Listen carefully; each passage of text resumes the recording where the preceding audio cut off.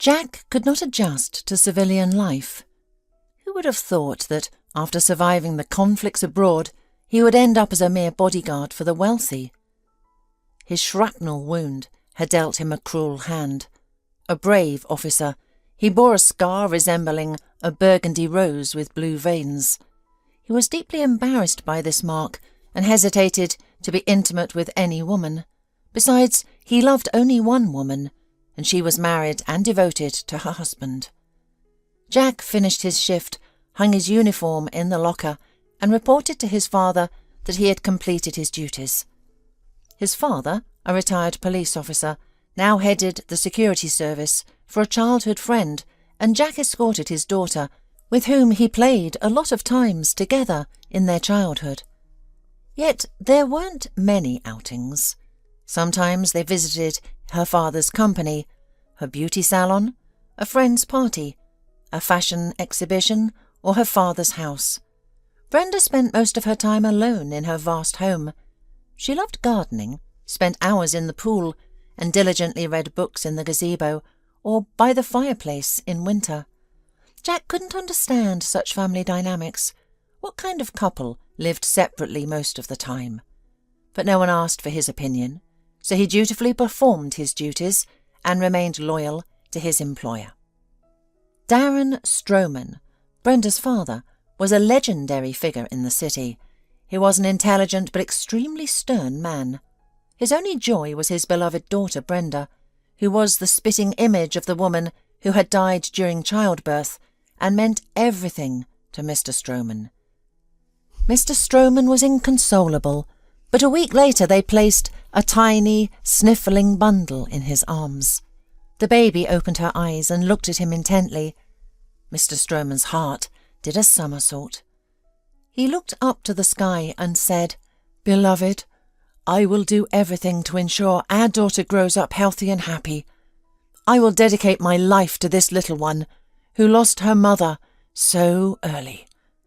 I will be both a father and mother to her." And he kept his word. Father and daughter were extraordinarily close. Only in her company did his heart soften. He never remarried, choosing women only for brief periods. After his wife's death, he threw himself into the business. A chemist by training, he spent all day at the laboratory. Later, he led his team.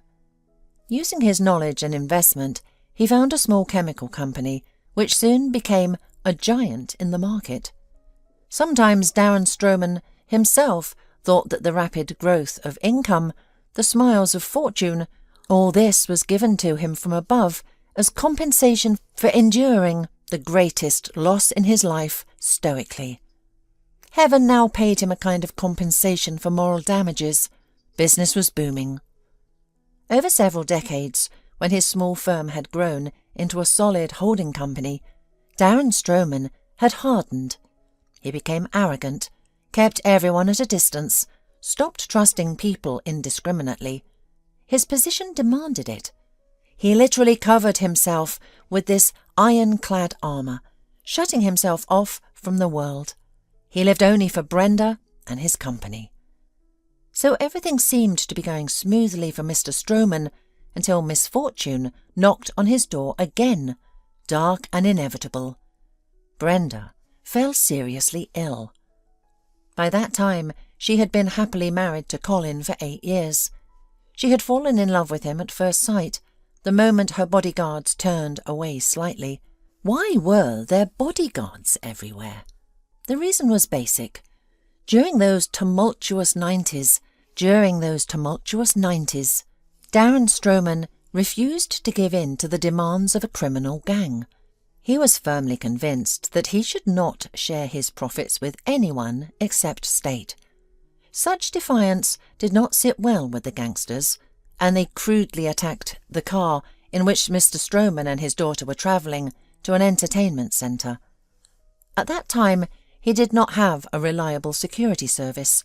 Only a driver accompanied them. The result was a scare for the girl, several bullet holes in the upholstery, and a ruined mood. Mr. Stroman was not easily intimidated. He arranged a meeting with the right people and somehow reached an agreement. Since then, Brenda always left the house accompanied by her bodyguard. That's how her childhood and youth passed. That's why everyone avoided her at the university, except for Colin. He bravely sat next to her at a seminar. And then, unheard of, he suggested they skip class, leaving through the back staircase. What an exhilarating adventure it was! They managed to eat their fill of ice cream, go to the movies, and return in time for the last class. Brenda had never experienced such an exciting day. She became instantly and irrevocably attached to Colin. They became marvellously skilled at confusing the guard, and thanks to this, they watched all the movies at the nearest cinema, skipped classes to go to the city beach, and explored all the cafes and pastry shops in the area. They both passed their exams with much lower grades than usual, skipping too many classes. So it wasn't surprising that, looking at all this, Mr. Stroman sat his now new and incomprehensible daughter in a chair and asked, "Is there something I don't know, Brenda? You've changed so much. Your eyes are shining, you're smiling. I get the feeling you're not even listening to me now. You're lost in the clouds somewhere." Brenda jumped up from her chair, wrapped her arms around her father's neck and declared, "You know, Daddy, I'm in love. I know for sure that he is the one destined for me by fate." Mr. Stroman tried to cool her enthusiasm slightly.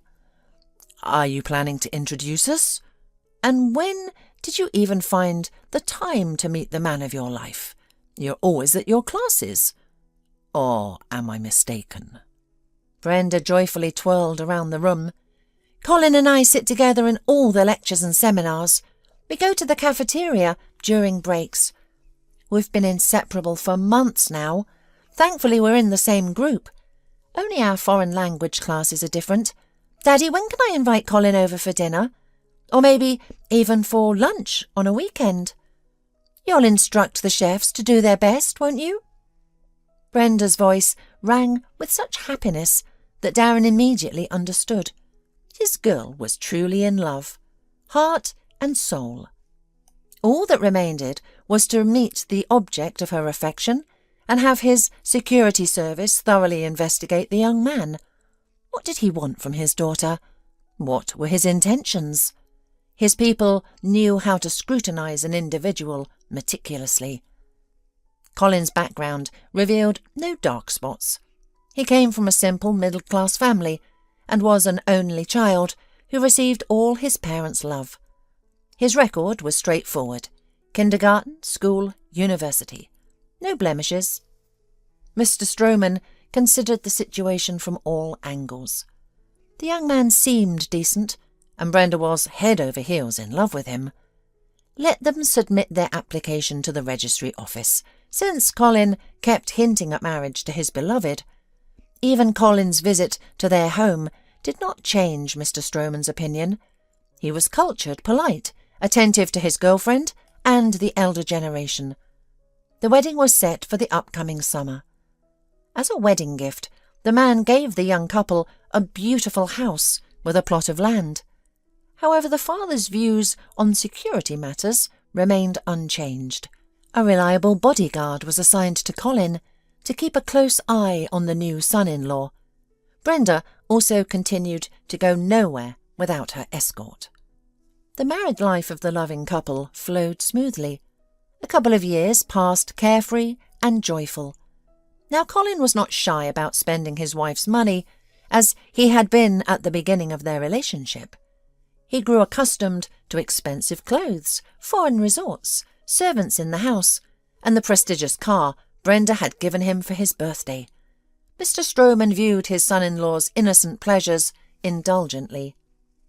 After graduating, Colin and Brenda started working in the legal department of the family company. They mutually decided not to think about children for now. Their plans included seeing more of the world and advancing in their careers. Lately, Colin increasingly prioritized the latter. He received his first promotion and began travelling frequently on interesting business trips to the mining sites. He learned to evade surveillance, as he called the constant presence of his bodyguard. Brenda quickly began to lose the interest in her position as a lawyer. She honestly told her father, "Daddy, I earned this degree mainly because you wanted me to have a solid education. Please forgive me, but this is not my calling. I am a creative person by nature, and I'm drawn to literature, or more precisely journalism." Mr. Stroman was enthusiastic. "Do you want to get another education, Brenda? I see no obstacles. Let's find out tomorrow what documents are required." But the young woman shook her head. "I want to give Colin a child, so that part of him is always with me while he's away on his business trips." "Does his work schedule bother you?" her father immediately asked. "That can easily be adjusted. I'll give the appropriate orders right away." "No, Daddy, don't. There's no need to clip his wings. Colin loves being at the centre of events, solving legal puzzles. I've already found a solution for my plans. With your permission, I'd like to leave the legal department and start writing, working from home remotely. Is that possible?" "For my daughter, anything is possible in the company, despite my strictness with employees. Proceed with your plans." After this conversation, Brenda happily settled at home, dividing her time between her luxurious garden flowers and writing articles. Colin, now less frequently present in these walls, usually found his wife in a state of euphoria, able to rejoice in small victories, even if it was just a charming bush with tiny blue roses. They began to drift apart almost imperceptibly. Conversations over dinner became scarce, and they no longer rushed to the bedroom. Even the once endlessly lovesick Brenda was not bothered by this fact. After a quick dinner, she would return to her computer, while Colin would bury himself in his phone or lazily watch football on TV. Their rare attempts to conceive a child continued to fail.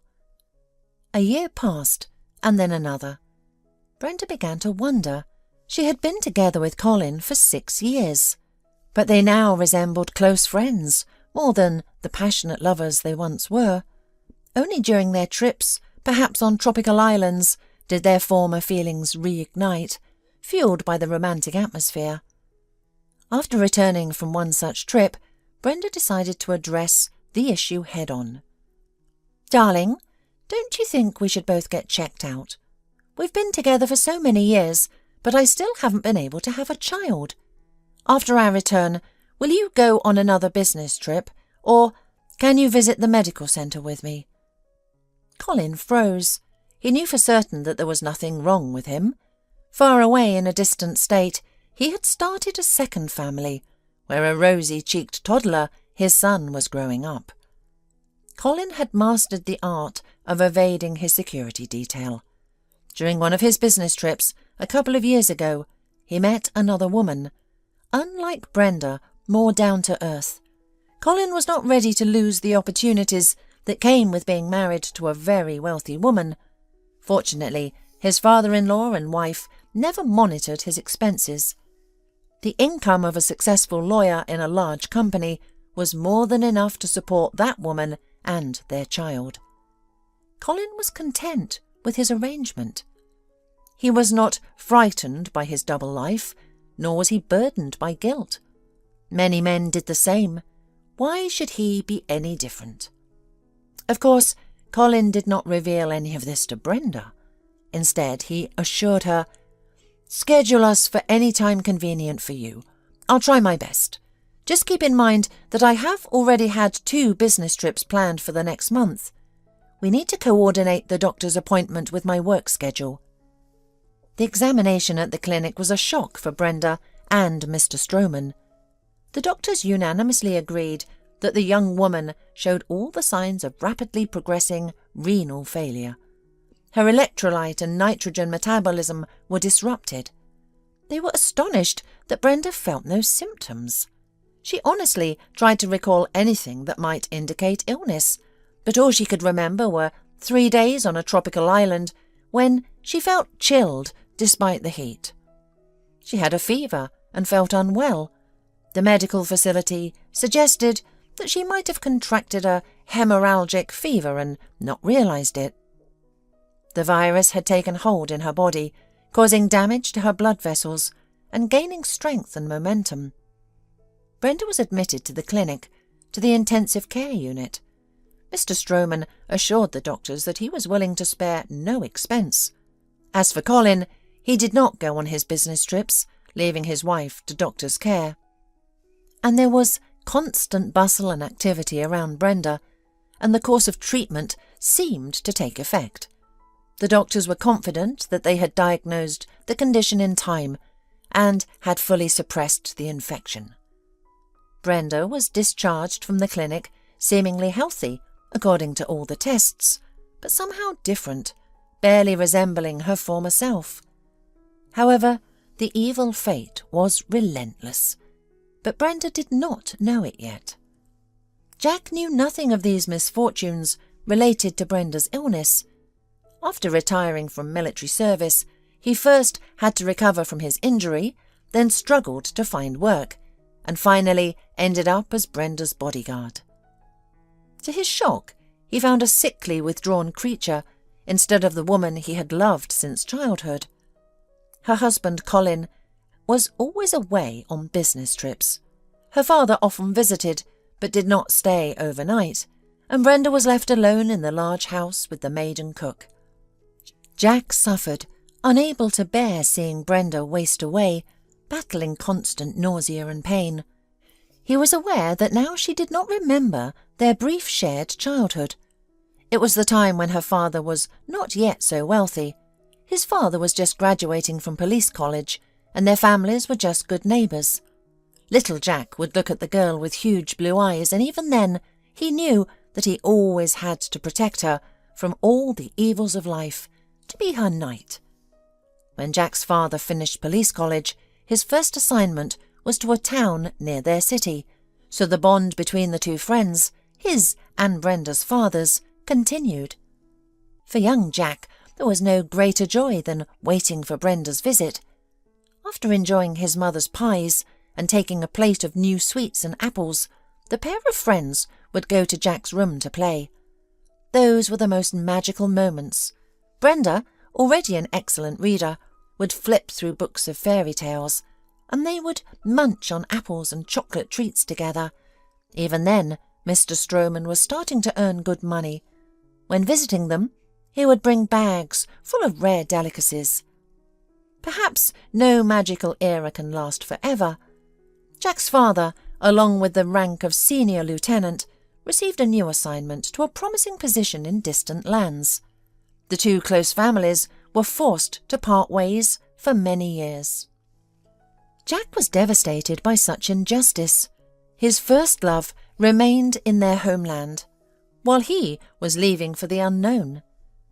Although later there were occasional mutual winter or summer vacations, brief visits to Mr. Stroman's house, when Brenda's father would instruct the bodyguards to accompany the two teenagers to the circus, cinema or park. But Brenda at that time was always engrossed in books. She would grab Jack's hand, shake him, rush somewhere, or stand silently in front of another printed edition. She constantly puzzled Jack with her unpredictable behaviour. She was a hopeless dreamer. Sometimes she would completely forget that she was not alone in the park, and Jack loved this awkward girl, with thin shoulders and the same impossible blue eyes as in childhood. She had no idea about his feelings then, and she did not know about them now. Why bother her soul when she was already married and so seriously ill? Jack never even hoped that fate would bring them together as a couple. He served her loyally and silently, considering it his destiny. On that day, it happened that almost all the servants in the house had errands outside its walls. Brenda was trying to write something in the gazebo on her computer, but she felt nauseous again, and the pain was almost unbearable, even after taking her medication. She already knew that the infection had not been eliminated. It had only slowed down, gripping her with a deadly hold. It was relentlessly leading her to renal failure, for some reason not affecting her other organs. It was as if the infection had chosen a single target, slowly but meticulously attacking Brenda. Mr. Stroman mobilised all his connections, promising any reward to anyone who could help rid her of this affliction. And one promising solution was found: to find a donor who would share one of their kidneys with Brenda. But even here, there was a catch. Mr. Stroman immediately took all the tests and turned out to be an unsuitable candidate for his daughter in this regard. They were physiologically incompatible for such an operation. Mr. Stroman tripled the reward to astronomical heights. Colleagues of the patron, strangers from the medical records, all his bodyguards, even a business partner who had lost his son and wanted to help, took the tests. All were unsuitable. Reluctantly, Colin also underwent the examination. To his relief, he was not a suitable donor, but he managed to display his devotion and love. Mr. Stroman was pleased with his enthusiasm, and Brenda was so tired of all these experiments that she almost gave in to the inevitable. She knew her days were numbered. She shared this with the seemingly deeply grieving Colin, who, after hearing this news, did not go on business trips for a month. He stayed home with her, but this brought no relief. When he finally left, Brenda crossed herself.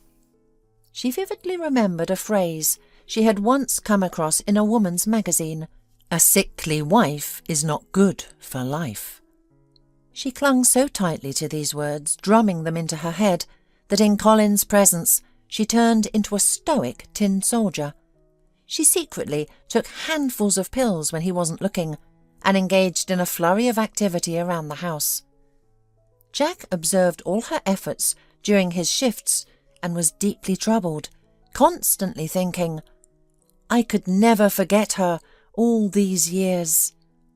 And she loves her husband so much that she would never even look in my direction. Well, I don't need any other woman anyway. I will be with her to the end, even as her bodyguard." Even now, after patrolling the perimeter of the house, he decided to check on Brenda in the gazebo.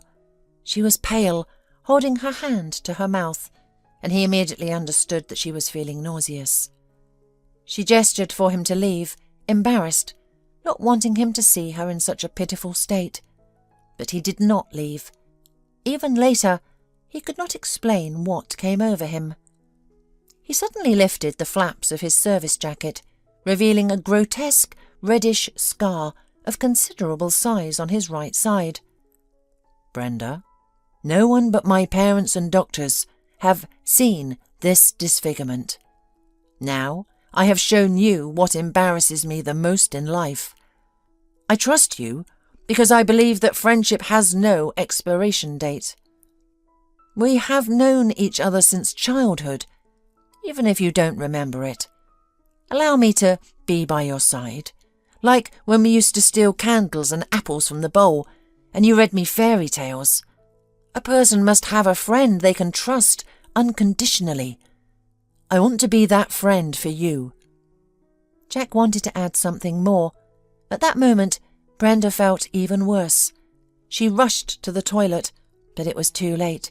She had to resort to the bushes nearby. She nodded to Jack to leave as she ran, but he did not think to do so.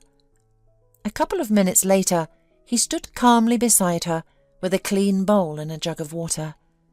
Brenda felt very ill, but she suddenly remembered Colin, who during her bouts of vomiting would demonstratively close the bathroom door to block out any sounds. Meanwhile, Jack poured water from the jug onto the towel and wiped Brenda's face before offering his hand to lead her back to the gazebo. Seating her on the sofa, he looked into her eyes. "We didn't finish our conversation, Brenda. Think about my offer. I will be anything for you. An assistant, a confidant, a companion, your shadow. It's not right that you spend so much time alone." Brenda had no strength to respond or think about anything. The seizure had taken all her energy. When her father visited that evening, Brenda agreed to another hospitalization. Jack insisted on guarding her room. Who knows what might happen? It was better not to have strangers bothering her. Mr. Stroman surprisingly agreed. Now Jack could be by his beloved's side all day. He protested when someone else from the security team replaced him late in the evening. Gradually, Jack grew a bit bolder. He started visiting Brenda in her room, and they talked a lot. He even began to feel that she was a little better, that he was distracting her from the constant pain. Mr. Stroman usually appeared in the evening. He sat with his daughter for a long time, not knowing what else to do. The situation with the donor was not improving. Everyone who tried to profit from someone else's misfortune or help was still not a match. As for Colin, he spent all his time on his endless business trips. Surprisingly, his presence, for some reason, now only irritated Brenda. There was something ostentatious about his care. It seemed like he was putting on a mask and enduring his sick wife, who was no longer of any use to him. Though Mr. Stroman had arranged a hospital room for his daughter, that was far from resembling a typical ward. The setting was luxurious, with functional furniture chosen for comfort. Besides the double bed, there were several soft sofas and armchairs, a spacious bathroom with a tropical shower, a jacuzzi, and rows of elite cosmetics. A television occupied almost an entire wall. There was a workspace if Brenda wanted to write something. The refrigerator was stocked with the freshest products. Vases with live flowers, replaced daily with new bouquets, were everywhere. Mr. Stroman stroked Brenda's hand, where an IV needle was inserted, and thought painfully, this horrible feeling of helplessness when you can give your loved one almost anything, but it still won't save them. What else could he do? Watch as the most precious thing in the world slips away? Leaves him, as his beloved wife once did. One more second, and he would burst into tears, wail aloud. He couldn't let Brenda see him like that. He kept telling her that she would recover, that soon someone would give her life for many more years. But after every visit to a sick Brenda, Mr. Stroman felt like a deeply old man, someone to whom everything was utterly indifferent. After his leaving, Brenda said to Jack, "Dad has completely given up. I can't bear to see it. He can't accept what's happening. He's afraid for me, doesn't want to face reality." Peeling an orange for Brenda, Jack turned to her. "I don't like to be hypocritical or lie, Brenda. Your situation is truly terrible. Now, I'll tell you something. Promise you won't be angry with me for my boldness. I had a dream. You, me, and a little girl. The dream was fantastically vivid. We were all riding a carousel in an amusement park. Then, for some reason, we were eating hot dogs in a cafe, joking and laughing. That girl was your exact copy. I'm not a psychic, not a fortune teller, but it was after this dream that I understood a miracle will happen. Ours, together. You will recover. We will be together. We will have a daughter, just as beautiful as you." Brenda smiled weakly for the first time in many days. "And what about the small detail named Colin? Shall we send him to the scrapyard?" Jack couldn't believe his ears. Brenda was joking so boldly about her husband. It was impossible. A loving man can be weak and unrestrained. So Jack took Brenda's words as some form of encouragement. In 2 quick steps, he was by the sofa where the young woman sat and pressed his lips to hers. Brenda did not chase him away, but merely noted, "Your lips smell like oranges. Were you peeling the tropical fruit or eating it?" Jack exhaled, afraid that Brenda would be furious at his actions, and explained, "I tried one slice to make sure the orange wasn't too sour for you. I have to protect you from everything." Outside, dusk was falling. Brenda suddenly grew sad. "You'll have to leave for your shift soon. I'll be alone again. Tomorrow Colin is coming. He promised to visit. It's so strange. I don't want to see him at all. He belongs to my past life, and you are here with me in this horrible real one. The world changes, sometimes unexpectedly." Jack looked at Brenda with hope. "I can call my colleague right now, make something up and stay. I'll be the guard at your door." Brenda smiled weakly again. "All right, but only on one condition. I have nothing left to lose. Will you come to me tonight and warm me?" Jack thought he must be dreaming. To be with her? With Brenda? It couldn't be true.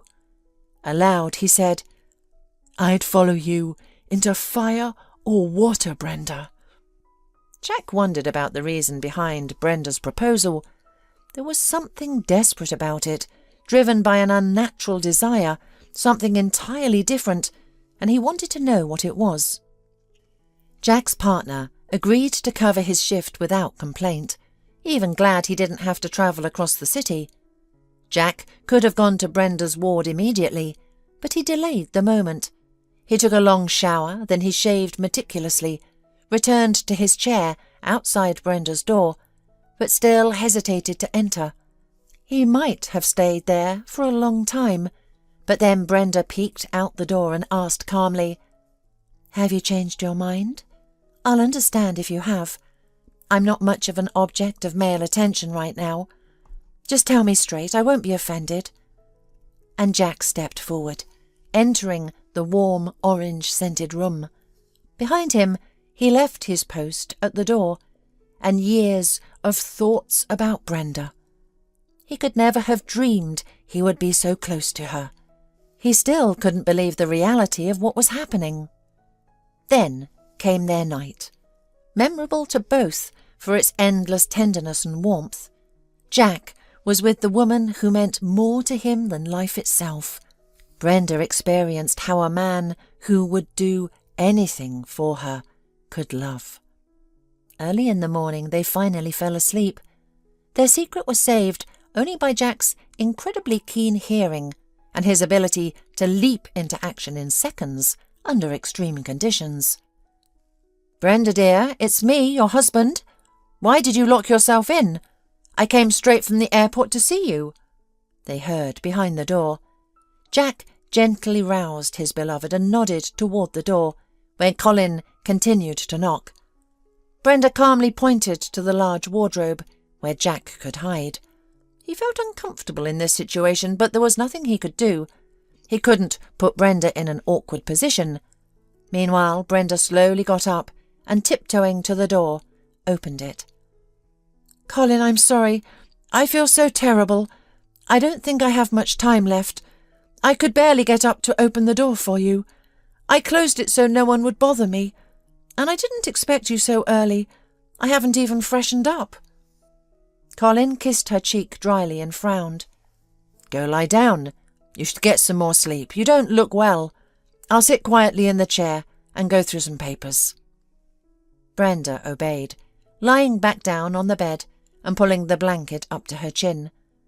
The room fell silent, interrupted only by the occasional rustle of papers that Colin was handling. Half an hour passed like this. Jack, in the wardrobe, tried to stay almost motionless and keeping his cell phone in his hands. Then suddenly, Colin rose from his seat with a smirk and approached Brenda's bed, leaning over the sleeping woman.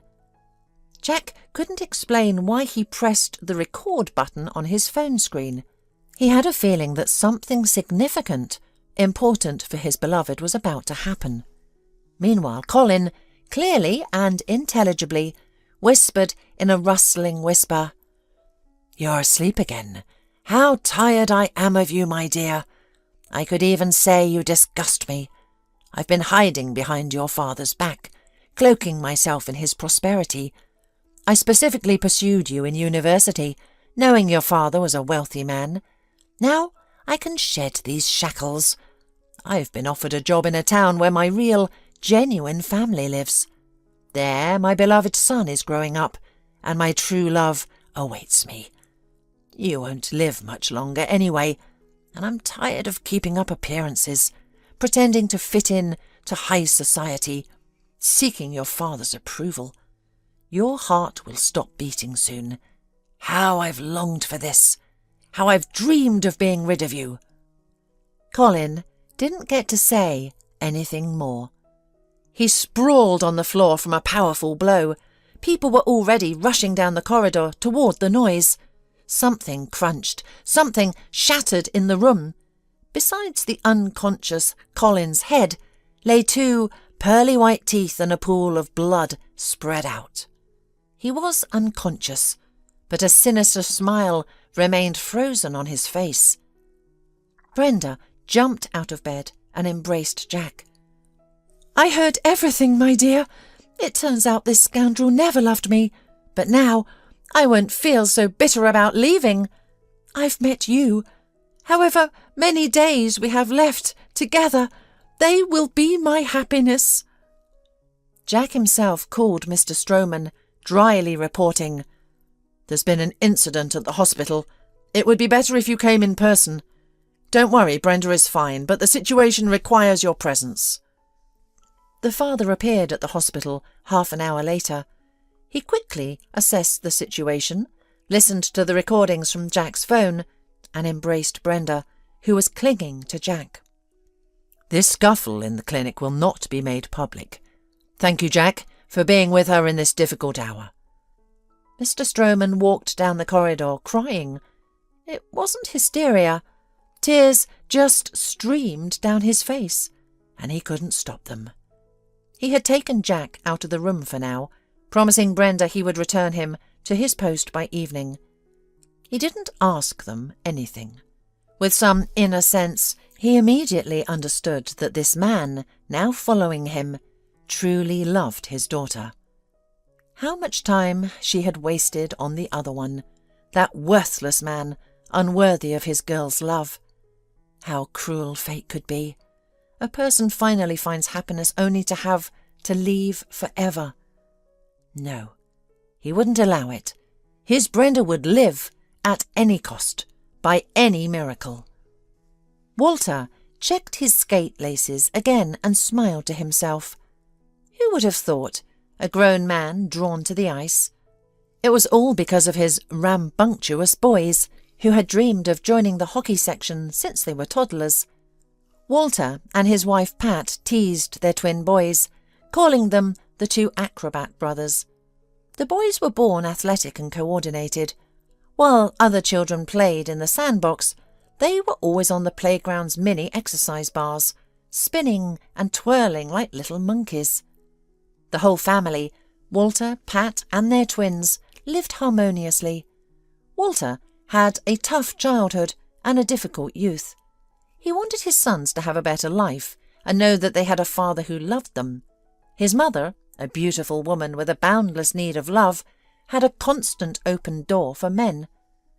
Walter remembered her state as she awaited the arrival of each new suitor. She would order him out of the house. "Walter, go take a walk for a couple of hours. I have some business to attend to."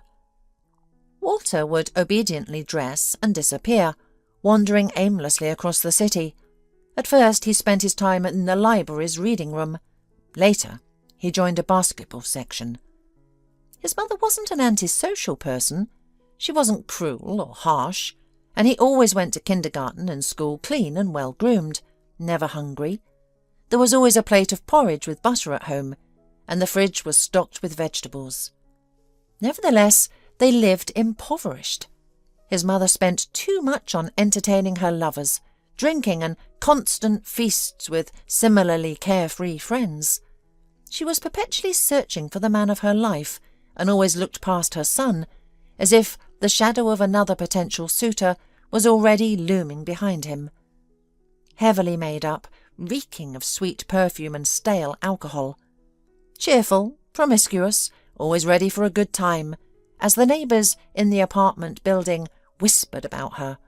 She was like a bright star that flashed through his life. She left when he was only 19. She didn't like it when little Walter asked about his father. He only started doing this when he was older, in high school. She would say, "We don't need anything from your father. I never took a penny from him, and I won't start now. I wouldn't have even had you if the doctor at the women's clinic hadn't scared me. You'll have a real father some day. I'll give you a little brother or sister, but only if I'm legally married." Official marriage was her fixation. But who would marry a woman like her? Why bother? There were no barriers. Men could come and go as they pleased, taking advantage of her generosity. His mother's cancer was detected too late. She underwent a few surgeries, but it didn't help. The metastasis continued to spread through her body. All her suitors vanished instantly. Walter took on all the burdens and cared for his mother. He learned to give injections, change dressings, and sense when pain relief was needed. He stayed by her side until her final breath, and in the end his mother's heart wavered. She asked for a piece of paper and a pen. "I want to tell you who your father is. He's a big shot in our country now. I saw his photo in some business journal in the hospital. Write this down. Son, his name is Darren Stroman. Do with this information what you will. Throw away the paper or use it. He's got more money than he knows what to do with. Maybe he won't mind helping you." In response to her confession, Walter only muttered, "I've never gone grovelling to anyone, and I won't start now. I'll succeed on my own." After graduating, Walter found a place in a brigade of workers responsible for the road markings. The men in the brigade were all good people. They welcomed the newcomer like family. Walter quickly mastered the art of taming roads and creating proper road markings. He also tried related jobs, such as installing road signs and repairing traffic lights. His salary was not astronomical, but it was enough to live on. At first he was exhausted from the sheer number of impressions. In the evenings he would buy pizza, satisfy his appetite, and fall asleep to the hum of the television. And so Walter's life might have continued in this vein, but fate decided to intervene. The brigade supervisor's daughter stopped by after classes to drop off the glasses her father had forgotten at home. Walter and Pat only needed to glance at each other once, and that was it. He followed her to the bus stop like a donkey after a carrot to see her off. She immediately wrote her phone number on a scrap of paper for him. Two halves of a whole sometimes meet like that, by chance, on an ordinary day, without even dreaming of such happiness. Sometimes Walter thought that Pat was given to him to make up for everything he had lacked before. She was so kind, warm and loving that she immediately became his whole world. They dated for only a couple of months before submitting their marriage application. Pat transformed his apartment, left in disarray after his mother's escapades, into a cosy home. A minor cosmetic renovation with new wallpaper, cheerful curtains, blankets on the chairs, bedspreads, and tablecloths made all the difference. They both found joy in simple pleasures and delighted in small victories. And when they found out they were expecting, their happiness doubled. They were having twins. Walter and Pat couldn't believe their luck. 2 sons, their beloved little babies. The boys grew up healthy and lively, sometimes mischievous, but that's what kids do. Their desire to play hockey was fully supported. The coach even said they were perfect candidates for the section. Time passed, and life in their loving family flowed smoothly. That day started with an inner restlessness, a sense of anxiety. Walter dropped his sons off at their sports complex and decided to skate a bit at the nearby rink to shake off the negativity. He had always enjoyed sports but never made it his profession. Basketball coaches and fellow swimmers admired his physique, but he saw sports as a way to relax and cope with stress.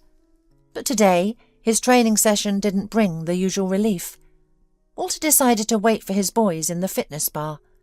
He ordered a tea and sat in front of a large plasma screen, displaying ads.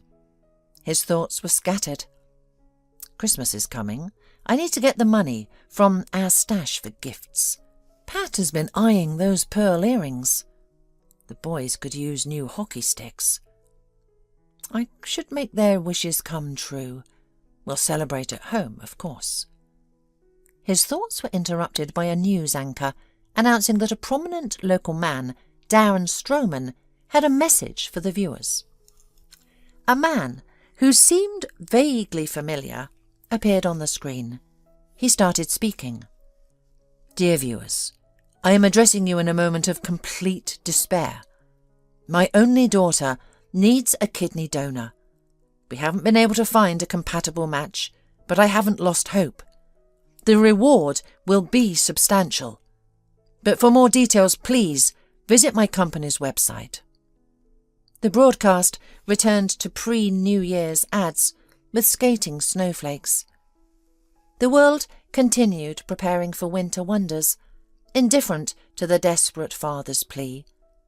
Walter checked his feelings. No, he felt no malice towards his biological father or his half-sister. He didn't seek revenge or wish them harm. He returned home thoughtful, which didn't escape Pat's notice. What's wrong, dear? You're not yourself, she asked. Walter frowned. Remember I once told you who my father is? He's in big trouble, so big that it's on TV. It's serious and most likely hopeless. Pat knew her husband well. She loved him more than life itself and understood him implicitly. She asked the right question. How can we help him? Walter explained the situation with his half-sister needing a kidney donor. Pat didn't protest or show any distress. Instead, she asked, Do you think you might be a match? Have you considered that living with one kidney will have certain restrictions? You'd have to give up alcohol, active sports, and your favourite fast food. Walter remained silent, not reacting to her words. You're going to try anyway, aren't you? Pat asked softly. Yes, it's decided. I'm sorry, but I can't do otherwise. Walter spent the entire next day at the clinic. A couple of days later it became clear that he was an ideal match for Brenda. He didn't hesitate for a moment. As he left the hospital, he said only one thing. Tell Mr. Stroman that I refuse the reward for the operation. I will only agree to his covering the costs of the procedure and my subsequent rehabilitation. This is my condition. Otherwise, there will be no deal. Mr. Stroman sat in the gazebo. The past 2 months had been extremely challenging emotionally. Just as he had lost all hope, the clinic called. They informed him that a suitable donor had been found. The transplant would take place in 3 days. Mr. Stroman understood that his daughter would not be perfectly healthy. Moreover, the doctors warned him that they could only guarantee her 10 to 15 years after the transplant. And besides, it might not be fully accepted, and there could be complications. From this disjointed monologue by the attending physician, Mr. Stroman grasped the main point. Brenda would live. This could last more than 10 years. During this time, medicine would undoubtedly advance. A new solution to extend his daughter's life further would be found. At this moment, the head of his security service appeared before him with a report. You asked me to find out if the donor and Ms. White are namesakes or relatives, and I have some very interesting news for you. Yes, Walter is the son of Ms. White, whom you knew when you were young. In fact, I took a DNA test, and there's a 99% chance he's your son. His perfect match with Brenda is not a coincidence. After a long silence, Mr. Stroman asked only one thing. "Have you compiled a full dossier on my son? Is everything indicated in detail here?" "Undoubtedly," reported the man. He was already prepared and about to leave, his report complete, but Mr. Stroman stopped him with a gesture and added, "By the way, tell Jack that he can continue his relationship with Brenda. Enough of these secrets. I can see how Brenda always waits for his shifts. Now, when she got rid of that scoundrel Colin, who knows, we might even become relatives. I have no objections." 2 weeks later, Mr. Stroman stood by the window on the second floor of his house, watching as Walter and his wife walked down the path. The conversation between father and son had not been easy. Walter flatly refused to accept any gifts, rewards, or presents from him. "Don't you understand? I did this not for you, but for my sister. Brenda and I became friends in the clinic and agreed to stay in touch. I'm almost 33, and the plots of tear-jerking melodramas where a father and son find each other after decades and become the closest people, that's not us. It's too late. I helped you not for some riches. I'm used to achieving everything in life on my own, and these principles of mine are unshakable." Mr. Stroman did not try to persuade him. He only shook his head firmly, sincerely thanking him for saving Brenda, and made it clear that their dialogue was over. The next day, sitting in his office at work, he summoned his secretary.